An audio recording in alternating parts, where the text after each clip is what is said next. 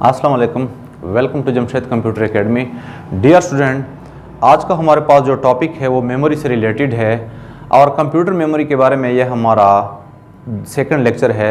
Lecture start करने से पहले एक पॉइंट नोट करते जाएं कि अक्सर हम नाम सुनते हैं मेमोरी और स्टोरेज का। तो डियर स्टूडेंट, मेमोरी और स्टोरेज में थोड़ा बहुत फ़र्क है, लेकिन अगर कन्वेंशनली हम मेमोरी को स्टोरेज बोले या स्टोरेज को मेमोरी बोले तो इतनी ज़्यादा गलती नहीं होगी। बहरहाल मेमोरी बेसिकली हमारे पास रैम को कहा जाता है, यानी हमारे पास जो प्राइमरी मेमोरी है रैम, इसको हम मेमोरी बोलते हैं। और जहाँ पे हमारे पास डाटा परमानेंटली स्टोर होता है उसको फिर हम नाम देते हैं स्टोरेज का या फिर सेकेंडरी मेमोरी का। तो इस एक्सप्लेनेशन के बाद अब यहाँ पे हम अपना टॉपिक स्टार्ट करते हैं। तो टॉपिक बेसिकली हमारे पास है टाइप्स ऑफ मेमोरी। तो टाइप्स ऑफ मेमोरी को अगर हम डिफरेंट बुक्स में देखें तो सिर्फ दो हमारे पास टाइप्स आती है, प्राइमरी मेमोरी और सेकेंडरी मेमोरी। लेकिन यहाँ पे मैं आप लोगों को आज मेमोरी को डिटेल के साथ समझाने की कोशिश कर रहा हूँ। तो यहाँ पे देखिए मैंने लिखा है कि हमारे पास मेमोरी की 3 डिफरेंट टाइप्स है। एक को हम कहते हैं इंटरनल प्रोसेसर मेमोरी, दूसरे को हम कहते हैं प्राइमरी मेमोरी और तीसरे को हम कहते हैं सेकेंडरी मेमोरी। यहाँ पे मैंने एक डेटा फ्लो डायग्राम बनाया है जिसकी मदद से मैं यहाँ पे कोशिश करूँगा कि आप लोग डिफरेंट टाइप्स ऑफ मेमोरी के बारे में जान सकें। तो पॉइंट नोट कर लें कि जब भी हम कंप्यूटर को स्टार्ट करते हैं, मतलब जब हम कंप्यूटर की बटन को स्टार्ट करते हैं तो वहाँ पे हमारे पास कुछ मैसेजेस आती है स्क्रीन पे और थोड़ा सा टाइम लेता है स्टार्ट होने में। तो बेसिकली ये जो स्टार्टिंग प्रोसेस है ये स्टार्ट होता है कहाँ से? रोम से। रोम हमारे पास एक ऐसी मेमोरी है जिसके अंदर हमारे पास जो डेटा होता है वो परमानेंटली स्टोर होता है। और यहाँ पे जो डेटा होता है वो यूजुअली बायोस की फॉर्म में होता है, जिसको हम नाम देते हैं बेसिक इनपुट आउटपुट सिस्टम। अब बायोस का काम क्या है? बायोस का काम बेसिकली ये है कि जब भी आप कंप्यूटर को स्टार्ट करते हैं तो बायोस ये चेक करता है कि क्या हमारे पास जो डिफरेंट रिसोर्सेज है वो अवेलेबल है कि नहीं।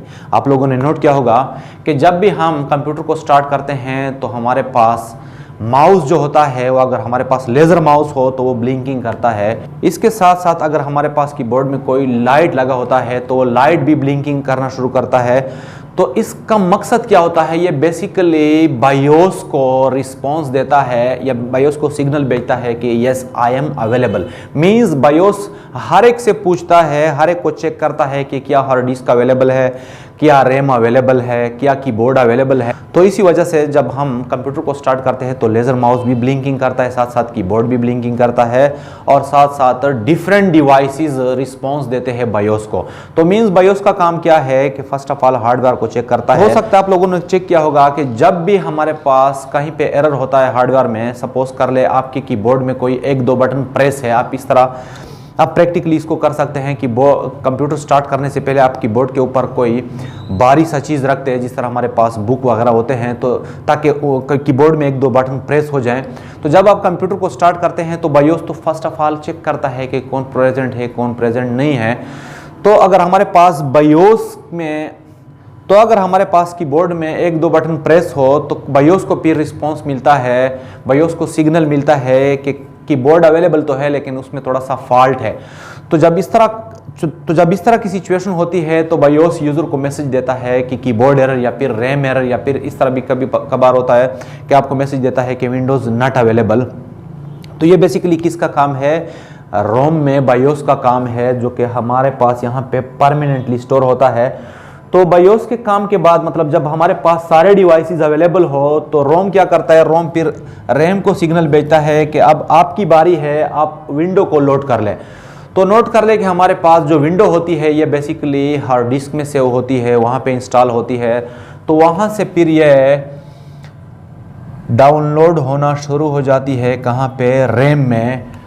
तो जब रैम में हमारे पास विंडो लोड होती है तो ये थोड़ा सा टाइम लेता है, आप लोगों ने नोट किया होगा। तो विंडोज लोड होने के बाद जब हम कंप्यूटर पे कोई प्रोसेस करते हैं तो उसको ज़रा डिटेल से देखें। सपोज मैं यहाँ पे इनपुट कीबोर्ड ही कंसीडर कर ले, इससे कुछ डेटा एंटर कर रहा हूँ। मैंने एंटर किया 16+2। तो जब मैं 16+2 कीबोर्ड से एंटर करता हूँ तो फर्स्ट ऑफ ऑल ये जाएगा कहाँ पे? रैम में, और यहाँ पे रैम में थोड़ी देर के लिए स्टोर हो जाएगा। तो यहाँ पे मैंने जिक्र किया कि जब भी मैं कीबोर्ड से या इनपुट डिवाइस से डेटा स्टोर करता हूँ तो फर्स्ट ऑफ ऑल रैम में जाता है, जबकि रैम से पहले हमारे पास, जिस तरह मैंने जिक्र किया कि काम किसका होता है, बायोस का, यानी फर्स्ट ऑफ ऑल स्टार्ट कहाँ से होता है, बायोस से, जो कि हमारे पास रोम के अंदर होता है। अब चूंकि ये दो मेमोरी फर्स्ट ऑफ ऑल अपना काम शुरू करते हैं तो इसी वजह से हम इसको नाम देते हैं प्राइमरी मेमोरी, यानी प्राइमरी मेमोरी किस चीज को हम कहते हैं, रैम और रोम को। रीजन इसके पीछे क्या है, रीजन ये है कि दोनों जब भी हम कंप्यूटर स्टार्ट करते हैं तो फर्स्ट ऑफ ऑल रोम काम स्टार्ट करता है, इसके बाद रैम को वो काम, यानी वो जो कंट्रोल होता है उसको असाइन करता है, तो इस वजह से हम इसको कहते हैं प्राइमरी मेमोरी। इसको बाद में हम डिटेल के साथ देखेंगे, लेकिन यहाँ पे आप आ जाएं। यहाँ पे मैंने कुछ डेटा एंटर किया, मैंने सपोज किया 16+2 यहाँ पे एंटर किया तो हो जाएगा रैम के पास। अब जब रैम के पास गया तो ये प्रोसेसिंग के लिए कहाँ पे जाएगा, प्रोसेसिंग के लिए यहाँ पे जाएगा प्रोसेसर के पास। तो प्रोसेसर क्या करेगा, प्रोसेसर में ये फिर यहाँ पे रजिस्टर में स्टोर होगा। तो क्या कहा मैंने कि प्रोसेसर में ये रजिस्टर के अंदर स्टोर होगा, तो जहां पे डेटा स्टोर होता है, मैंने प्रीवियस क्लास में भी ये जिक्र किया था, उसको हम कहते हैं मेमोरी। तो यहाँ पे 16+2 रजिस्टर में स्टोर हुआ, तो रजिस्टर बेसिकली क्या है, ये भी मेमोरी है। कहाँ पे, ये बेसिकली हमारे पास है सीपीयू, यानी सेंट्रल प्रोसेसिंग यूनिट, जिसको हम सिंपली प्रोसेसर भी बोलते हैं। तो प्रोसेसर के अंदर ये रजिस्टर में डेटा स्टोर होता है, तो रजिस्टर क्या है, मेमोरी लोकेशन है इनसाइड द प्रोसेसर। इसके बाद एएलयू इसको एग्जीक्यूट करता है, फिर कंट्रोल यूनिट कंट्रोल सिग्नल भेजता है कि इस डेटा पे ये वाला ऑपरेशन परफॉर्म हो जाए। बहरहाल हमारा टॉपिक है मेमोरी के साथ। तो रजिस्टर क्या है, प्रोसेसर में मेमोरी होती है, इसी वजह से इसको मैंने नाम दिया है इंटरनल प्रोसेसर मेमोरी। लेकिन एक पॉइंट और भी याद रखें कि प्रोसेसर के अंदर हमारे पास सिर्फ रजिस्टर ही नहीं होता, बल्कि आजकल हमारे पास प्रोसेसर में एक और मेमोरी भी ऐड हो चुकी है, जिसको हम नाम देते हैं कैश मेमोरी।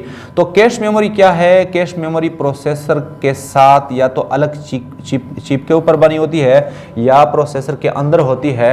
इसका काम क्या है, इसका काम बेसिकली यह है कि जब भी प्रोसेसर में रजिस्टर को डेटा की ज़रूरत होती है, तो चूंकि रजिस्टर की साइज़ बहुत ही छोटे होते हैं, यह हमारे पास बाइट की फॉर्म में होते हैं, या 2 बाइट होते हैं, या फिर 4 बाइट, या मैक्सिमम 8 बाइट।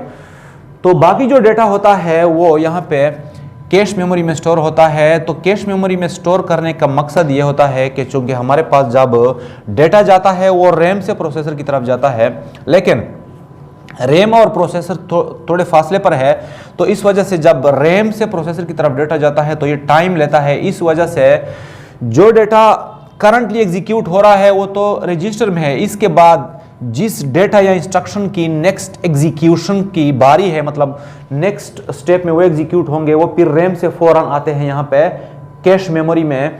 सपोज कर लिया यहाँ पे मैंने एक क्वेश्चन लिखा 16+2 -1, तो ये हमारे पास जो क्वेश्चन है ये 2 स्टेप में सॉल्व होगा, 16+2 -1। तो इस तरह होता है कि 16+2 पहले रैम में जाता है, रैम के बाद ये फौरन रजिस्टर में जाता है।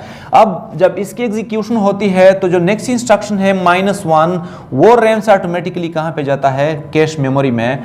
तो कैश मेमोरी का, जिस तरह मैंने अभी जिक्र किया कि कैश मेमोरी का मेन मकसद यह है कि वो प्रोसेसर को जब भी डेटा की जरूरत पड़ती है फौरन इसको प्रोवाइड कर ले। तो यहाँ पे ये जो 2 मेमोरीज है, कौन कौन से, रजिस्टर और कैश मेमोरी, इसको हम कहते हैं इंटरनल प्रोसेसर मेमोरी, क्योंकि हमारे पास प्रोसेसर के अंदर होती है। ये पॉइंट भी नोट कर ले कि इन दोनों में जो फर्स्टेस्ट है वो रजिस्टर है, नेक्स्ट नंबर पे हमारे पास है कैश मेमोरी। कैश रजिस्टर की फिर हमारे पास डिफरेंट टाइप्स है, वो हम अलग वीडियो लेक्चर में डिस्कस करेंगे, जिस तरह जनरल पर्पस और स्पेशल पर्पस। इसके साथ साथ कैश मेमोरी की भी हमारे पास डिफरेंट टाइप्स है, जिस तरह हमारे पास है लेवल 1, लेवल 2, लेवल 3। नेक्स्ट हमारे पास है, यहाँ पे मैंने जिक्र किया प्राइमरी मेमोरी का। तो प्राइमरी मेमोरी में हमारे पास 2 मेमोरीज आ गई, कौन कौन से, एक हमारे पास था रैम और दूसरा था रोम। जिस तरह मैंने स्टार्ट में कहा कि चूंकि फर्स्ट ऑफ ऑल काम यहाँ से शुरू होता है, इसी वजह से हम इसको प्राइमरी मेमोरी बोलते हैं, इसको हम फिर मेन मेमोरी भी बोलते हैं, इसको हम अलग वीडियो में फिर डिटेल के साथ देखेंगे। नेक्स्ट हमारे पास है सेकेंडरी मेमोरी। सेकेंडरी मेमोरी को हम यूजुअली स्टोरेज भी बोलते हैं। यहाँ पे डेटा हमारे पास परमानेंटली स्टोर होता है। तो यहाँ पे डेटा फ्लो डायग्राम को अगर आप देखें, सपोज यहाँ पे मैंने CD का डिस्क इंटर किया जिसके अंदर हमारे पास डेटा था। अब मैं इस डेटा को सेव करना चाहता हूँ, तो जैसे ही हम यहाँ पे CD का डिस्क इंटर करते हैं तो डेटा फ्लो करता है कहाँ पे, यहाँ पे रैम के अंदर। तो रैम में थोड़ी देर के लिए यहाँ पे डेटा स्टोर होता है। इसके बाद यहाँ पे अगर आप देखें, यहाँ पे मैंने दो एरो बनाए हैं, एक डाउनवर्ड है और एक अपवर्ड है। तो इसका मतलब ये हुआ कि ये जो डेटा होता है ये परमानेंट स्टोर होने के लिए कहाँ पे जाता है, सेकेंडरी मेमोरी में। तो सेकेंडरी मेमोरी हम इसको इस वजह से भी बोलते हैं क्योंकि यहाँ पे जो डेटा आता है वो किसी और मेमोरी से होकर आता है, जिसको हमने नाम दिया है प्राइमरी मेमोरी।